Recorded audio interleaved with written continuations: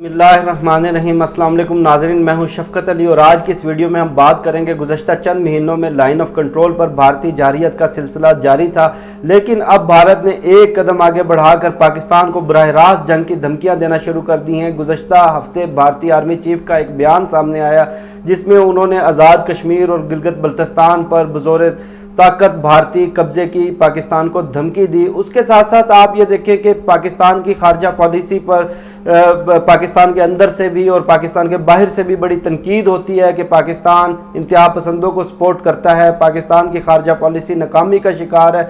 खुसूसन पाकिस्तान के जो नाम निहाज सीनियर सहाफ़ी और नाम निहाज जो लिबरल हजरात हैं वो पाकिस्तान की अफ़गान और ईरान खारजा पॉलिसी के ऊपर बड़ी तनकीद करते हैं कि पाकिस्तान के एक जानिब तो अफ़गानिस्तान के साथ ताल्लुकात ख़राब हैं, दूसरी जानिब ईरान के साथ भी पाकिस्तान के ताल्लुकात ऊंच नीच का शिकार हैं, तीसरी जानिब भारत के साथ 70 साल से मशरकी बॉर्डर के ऊपर जो एक हॉस्टिलिटी का इन्वायरमेंट है उसकी तमाम तर ज़िम्मेदारी पाकिस्तान पर आयद होती है, तमाम तर कसूरवार पाकिस्तान है। आज की इस वीडियो के अंदर हम भारत की खारजा पॉलिसी खुसूसन नरेंद्र मोदी के आने के बाद जो भारत को खारजा महाज पर जिन नाकामियों का सामना करना पड़ा, भारत के पड़ोसी ममालिक के साथ जिस तरह से ताल्लुकात ख़राब हुए उस पर बात करेंगे।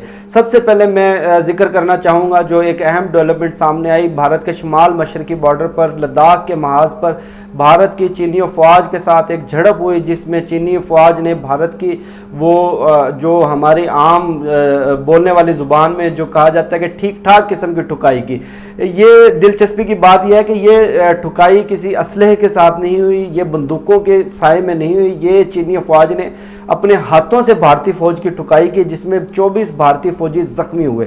ये तमाम तर वाक़या क्यों पेश आया, इस वाक़े के पस पर्दा जो अवामिल क्या थे, आप ये देखें कि भारत ने जब से 5 अगस्त के बाद मकबूजा कश्मीर की आइनी हैसियत को तब्दील किया है, मकबूजा कश्मीर को 3 इलाकों में तकसीम करके यूनियन टेरिटरी का दर्जा दिया। जो तीसरा इलाका था वो लद्दाख था। लद्दाख वो इलाका है जो एक जानिब पाकिस्तान के गिलगित बल्तिस्तान के साथ लगता है, दूसरी जानिब लाइन ऑफ एक्चुअल कंट्रोल जो भारत और ईरान चीन की जो सरहद है उसके साथ लगता है, जिसके ऊपर चीन का भी दावा है।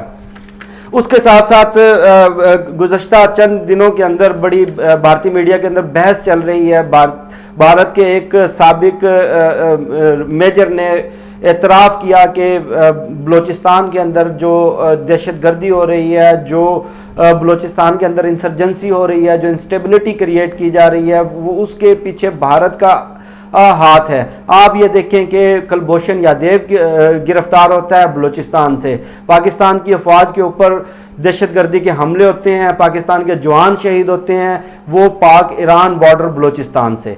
ये तो एक हकीकत है कि अफ़गानिस्तान के रास्ते भारत बलूचिस्तान के अंदर इंस्टेबिलिटी, दहशतगर्दी और इंसर्जेंसी को प्रमोट कर रहा है। आज इस हवाले से भी एक अहम डेवलपमेंट सामने आई। अफ़गान पीस प्रोसेस के बाद जो तालिबान और अमेरिका के माबैन मुआहिदा हुआ जिसमें अमेरिका ने अफ़गानिस्तान से मशरूत तौर पे एक मुआहिदे के नतीजे में अफ़गानिस्तान से अफवाज निकालने की रजामंदी ज़ाहिर की और अमेरिकी अफवाज के इनखला के बाद अफ़गानिस्तान का जो आइनी मुस्तकबिल था, अफ़गानिस्तान का सियासी मुस्तकबिल था, वो उस हवाले से तमाम तर नज़रें तालिबान की जानिब थी। आज अमेरिका के खुसूसी नुमाइंदे ज़ुल्फ़े खलीलज़ाद ने एक अहम बयान दिया है कि भारत को अफ़गानिस्तान में अपनी मुस्तकबिल के अंदर प्रेजेंस को बरकरार रखने के लिए, अपनी मौजूदगी को बरकरार रखने के लिए, अच्छे ताल्लुकात के लिए तालिबान के साथ बराह रास्त बात करनी पड़ेगी। आप ये देखें कि जब से तालिबान इक़्तिदार में आए हैं भारत के कभी तालिबान के साथ ताल्लुकात नहीं रहे, बल्कि भारत तो तालिबान को एक दहशतगर्द ग्रुप के तौर पर अपोज करता रहा है, उनके खिलाफ लड़ता रहा है, अमरीकी अफवाज के साथ इत्तेहादी बन के उनके खिलाफ कार्रवाइयाँ करता रहा है। भारत की अफ़गानिस्तान के अंदर करीबन $2 अरब की सरमायाकारी है। एक जानिब तो $2 अरब की सरमायाकारी, दूसरी जानिब अमरीकी अफवाज का इनखला। अमरीकी अफवाज के इनखला के बाद भारतीय मौजूदगी की जो हैसियत होगी अफ़गानिस्तान में उस पर एक बड़ा सवालिया निशान। अब भारत की ये मजबूरी बन गई है कि या तो वो अपनी $2 अरब की سرمایہ کاری پہ کمپرومائز کرے یا پھر وہ طالبان کے ساتھ بات چیت کرے، طالبان کے ساتھ اچھے تعلقات بنائے، جو کسی صورت ممکن نظر نہیں آتا۔ اس کی جو سب سے اہم وجہ ہے وہ یہ ہے کہ افغانستان کے جو طالبان ہیں وہ مقبوضہ کشمیر کے اندر چلنے والی آزادی کی تحریک کو سپورٹ کرتے ہیں۔ بھارت کو یہ خدشہ ہے کہ اگر افغانستان کے اندر طالبان اقتدار میں آئے تو مقبوضہ کشمیر میں ایک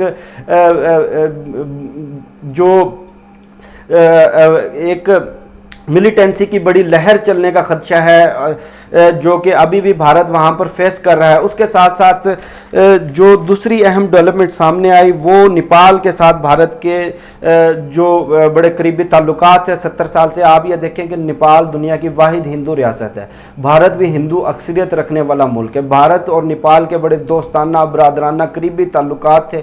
بھارتی شہریوں کو نیپال جانے کے لیے کسی ویزا کی ضرورت نہیں تھی، لیکن اب بھارت کی جارحیت، بھارت کی نریندر مودی کی انتہا پسند مسلم کش پالیسیاں ایک قدم آگے بڑھ کر قریبی ممالک کو، اپنے پڑوسی ممالک کو بھی اپنی لپیٹ میں لینے لگی ہیں۔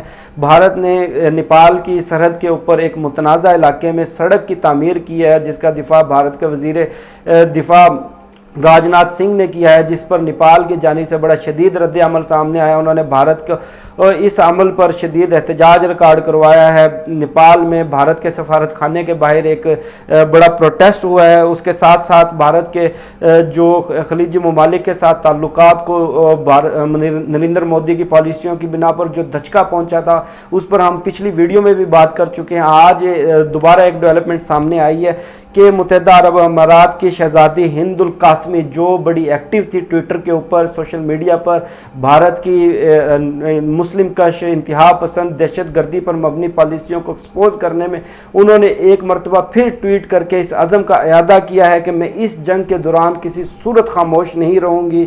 یو اے ای کے اندر مسلمانوں کے خلاف نفرت پھیلانے والے اور مسلمانوں کے خلاف کسی بھی طرح کی ہیٹ سپیچ کرنے والوں کی کوئی جگہ نہیں رہے گی، چاہے وہ کوئی بھارتی شہری ہو، چاہے وہ بی جے پی کا کوئی لیڈر ہو، چاہے وہ بھارتی حکومت کا کوئی اعلیٰ عہدیدار ہو۔ ایسے انتہا پسند، ایسے نفرت پر مبنی سوچ رکھنے والے لوگوں کی اصل جگہ ہمارے ہاں جیل ہے۔ میں ہر صورت اس جنگ کو جاری رکھوں گی۔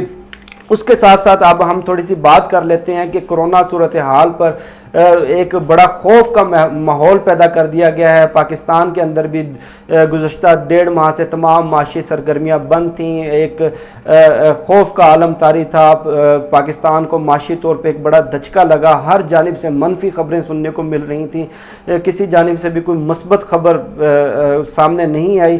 تو آج ہم نے تھوڑی سی ریسرچ کر کے پاکستان کی اکانومی کے حوالے سے کچھ چیزیں نکالی ہیں جو میں ڈسکس کرنا چاہوں گا کہ کرونا وائرس کی صورتحال جس سے پوری دنیا ایک دم سے تبدیل ہو کر رہے گی۔ اب تو یہ باتیں چل رہی ہیں کہ جو گلوبل آرڈر ہے وہ بھی تبدیل ہوگا اور نیا گلوبل آرڈر اس ترتیب میں شکل دیا جائے گا، تشکیل دیا جائے گا کہ کرونا سے پہلے کی دنیا، کرونا کے بعد کی دنیا کی بڑی بڑی اکانومیز کو بڑا شدید دھچکا لگا ہے، شاید وہ دہائیوں تک اس دھچکے سے سنبھل نہ سکیں۔ میں تھوڑا سا ذکر کر لیتا ہوں برطانیہ کی اکانومی کا، جو دنیا کی بڑی اکانومیز ہیں جس کا شمار ہوتا ہے۔ برطانیہ کی اکانومی کو قریباً $300 ارب کا دھچکا لگا ہے، ان کی شرح نمو ایک دم سے گر کے نیچے آ گئی ہے۔ لیکن اس تمام تر اکنامک کرائسس میں پاکستان کے لیے کچھ اچھی اپرچونٹیز نکلی ہیں۔ وہ کیا ہیں؟ سب سے پہلی اپرچونٹی یہ ہے کہ پاکستان کا امپورٹ بل کم ہو گیا ہے۔ پاکستان اپنے امپورٹ بل کا قریباً 70% جو $16 ارب سالانہ بنتا ہے وہ آئل کی مد میں خرچ کرتا ہے۔ جو آئل پرائسز کم ہونے کی وجہ سے پاکستان کو قریباً ہر سال $6 ارب کا ریلیف ملے گا۔ اس کے ساتھ ساتھ پاکستان کو جو بیرونی قرضوں کی مد میں جو چھوٹ ملی ہے وہ $10 ارب بنتی ہے۔ اس کے علاوہ پاکستان نے ایک بڑا اچھا فیصلہ کیا ہے، وہ یہ کہ آئندہ 1.5 سے 2 سال کے لیے پاکستان جو انٹرنیشنل مارکیٹ میں ابھی آئل پرائسز جو کم ہوئی ہیں اس کا ریلیف پاکستان کی اکانومی کو دینے کے لیے پاکستان آئل ہیجنگ کرے گا۔ آئل ہیجنگ کیا ہوتی ہے کہ موجودہ قیمت کے اندر آپ ایڈوانس پیمنٹ کر کے اپنا آئل وہ منجمد کروا لیتے ہیں. آپ چاہے 6 ماہ کے بعد خریدیں, چاہے سال کے بعد خریدیں, چاہے 2 سال کے بعد خریدیں, آپ کو اس کی پرائس وہی لگے گی جو آپ نے جس وقت وہ پیمنٹ کی ہوتی ہے. تو آئل ہیجنگ سے معاشی ماہرین کے مطابق پاکستان کو قریباً $2 ارب سالانہ کا فائدہ ہوگا. اس کے ساتھ ساتھ پاکستان کی حکومت نے بھی اس اکنامک کرائسس سے نمٹنے کے لیے کچھ اہم فیصلے کیے ہیں. انٹرنیشنل مارکیٹ میں آئل پرائس کم ہونے سے پاکستان میں مہنگائی کی جو شرح ہے وہ قریباً 3% نیچے آئی ہے. اس کے علاوہ حکومت پاکستان نے شرح سود ہے بینکوں سے قرضہ لینے کے لیے جو شرح سود ادا کی جاتی ہے اس میں 4% کمی کی ہے, 13% سے کم کر کے 9% پر لے کر آئے ہیں. اکنامک ماہرین کے مطابق یہ جو تمام تر صورتحال پاکستان کے اندر پیدا ہوئی ہے یہ پاکستان کے لیے ایک بڑی اپرچونٹی ہے. پاکستان میں کاسٹ آف بزنس کم ہوگی, نئی اپرچونٹیز جنم لیں گی. انٹرنیشنل مارکیٹ کے اندر گلوبل اکانومی میں جو ایک سپیس کریٹ ہوئی ہے پاکستان بطور ایکسپورٹر اس سپیس کو فل کر سکتا ہے. پاکستان کو اس سال قریباً $12 ارب کے اضافی آرڈرز ملنے کی توقع ہے, لیکن یہ تمام تر صورتحال مشروط ہے کہ پاکستان کرونا کی صورتحال سے, اس وبا سے اپنے سسٹم کو, اپنے معاشرے کو, اپنے لوگوں کو, اپنی آبادی کو, اپنی اکانومی کو کیسے بچاتا ہے. اگر تو پاکستان اس تمام تر صورتحال سے نکل گیا, جس طرح سے کرونا کی وبا پاکستان کو اپنی لپیٹ میں لے رہی ہے, اگر پاکستان نے مؤثر اقدامات لیے, ٹھوس اقدامات لیے, کرونا کی وبا کو ایک لیول کے اوپر 50-60 ہزار یا زیادہ سے زیادہ 70 ہزار کیسز کے اوپر اگر روک لیا تو پاکستان اس معاشی اپرچونٹی سے فائدہ اٹھا سکتا ہے. اگر یہ وبا پاکستان کے کنٹرول سے باہر ہوئی, کیسز کی تعداد لاکھوں میں چلی گئی تو ہمارا ہیلتھ سسٹم یہ بوجھ برداشت نہیں کر سکتا, ہماری اکانومی یہ بوجھ برداشت نہیں کر سکتی. پاکستان کو مجبوراً دوبارہ لاک ڈاؤن کی طرف جانا پڑے گا, جس کی وجہ سے پاکستان کی اکانومی بالکل تباہ ہو کر رہ جائے گی. ہماری اللہ پاک سے دعا یہی ہے کہ اللہ پاک ہم سب کو اس وبا سے محفوظ رکھے, پاکستان کو تمام آفتوں سے محفوظ رکھے. مجھے شفقت علی کو دیجیے اجازت, انشاءاللہ آپ سے نیکسٹ ویڈیو میں ملاقات ہوگی. تب تک کے لیے اللہ حافظ.